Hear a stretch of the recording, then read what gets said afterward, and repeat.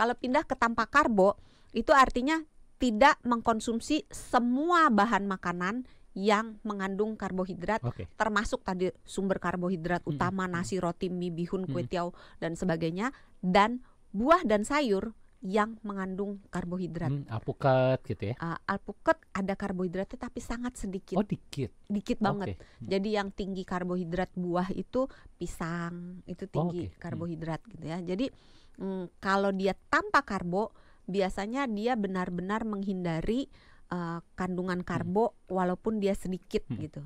Tapi kalau dia low karbo, dia masih mengizinkan karbo sampai sekitar 50 sampai 150 gram per hari.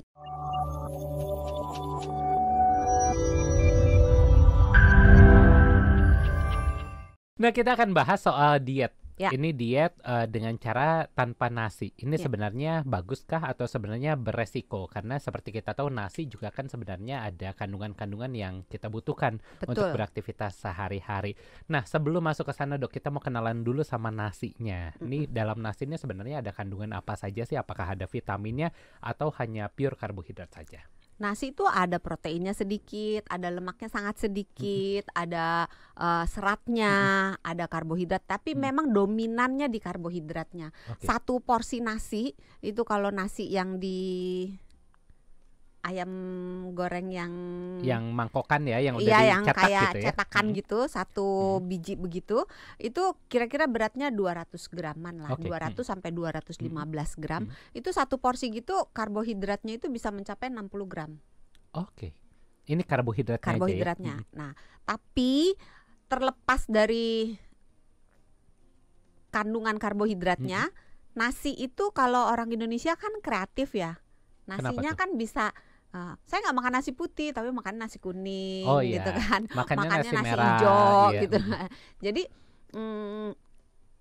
berapa kandungan yang di dalamnya tergantung nasinya itu dimasak dengan cara apa. Tapi intinya sebagian besar dari nasi itu adalah karbohidrat.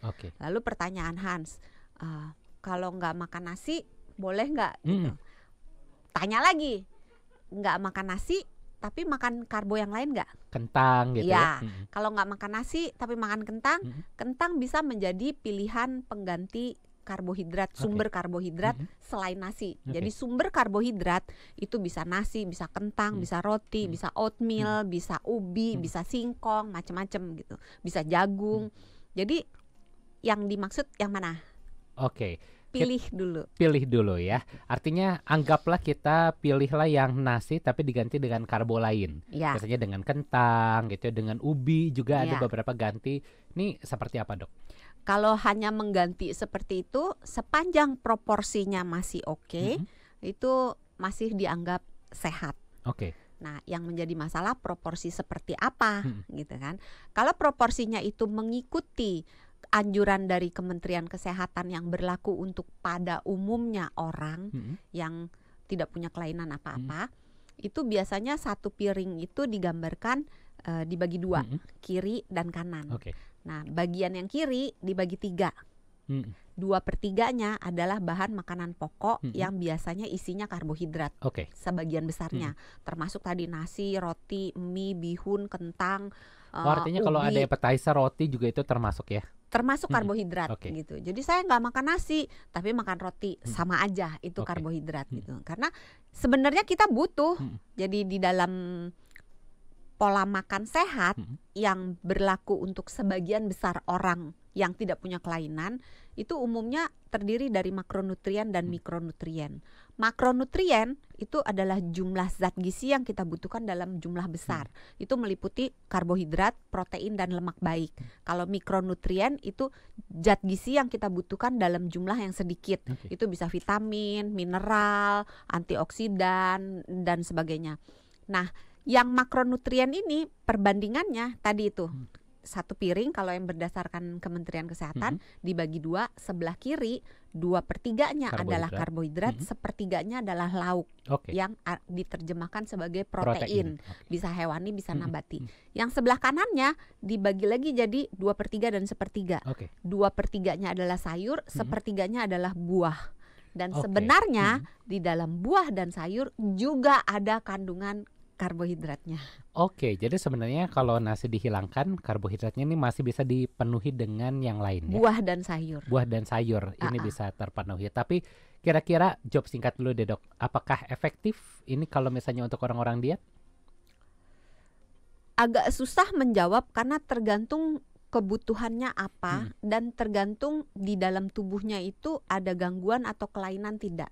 Oke. Gitu. Contoh, biasanya orang-orang yang menghindari karbohidrat, ini kita udah langsung karbo aja atau langsung nasi dulu nih?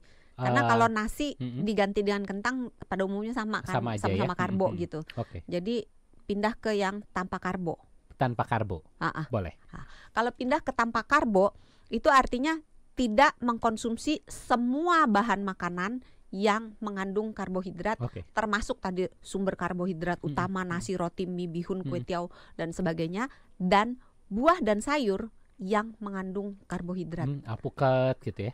Alpukat ada karbohidratnya tapi sangat sedikit. Oh dikit banget. Jadi yang tinggi karbohidrat buah itu pisang, itu tinggi karbohidrat gitu ya. Jadi kalau dia tanpa karbo, biasanya dia benar-benar menghindari kandungan karbo walaupun dia sedikit gitu. Tapi kalau dia low karbo, dia masih mengizinkan karbo sampai sekitar 50 sampai 150 gram per hari gitu. Batasannya 150 gram per hari. 50 gram sampai 150 gram. 50 sampai 150 gram per hari. Bukan kalau, sekali makan ya, tapi total dalam satu hari. Total dalam satu hari. Nah, kalau yang tanpa karbo itu nggak ada sama sekali, mau dari buah, dari sayur, walaupun sedikit nggak boleh dimakan. Nah, termasuklah di dalam diet tanpa karbo ini adalah diet yang kita sebut sebagai carnivora diet. Apa tuh? Diet yang benar-benar cuma makan daging doang. Jadi benar-benar kita bilangnya animal based diet. Jadi dia semua yang dimakan itu adalah basisnya hewani, tidak ada yang nabati. Tapi tidak semua diet tanpa karbohidrat hanya diet karnivora. Karena karnivora diet merupakan sebagian dari yang tanpa diet. Kalau yang di karnivora diet itu misalnya minyak zaitun, minyak kelapa, alpukat. Tapi alpukat ada karbonya ya. Jadi segala sesuatu yang dari teh dan kopi juga termasuk, karena itu dari nabati kan, dari biji-bijian, dari daun teh, itu nggak boleh kalau di carnivore diet, diet karnivora. Tapi kalau misalnya di yang no karbo, itu teh, kopi masih boleh. Gitu. Terus minyak zaitun masih boleh, karena minyak zaitun walaupun dia asalnya dari nabati, dari tumbuhan, tapi dia nggak ada karbonya, dia pure minyak. Minyak kelapa gitu, kan minyak doang gitu, masih boleh gitu. Jadi susah-susah gampang ngebedainnya ya. Bingung nggak Hans?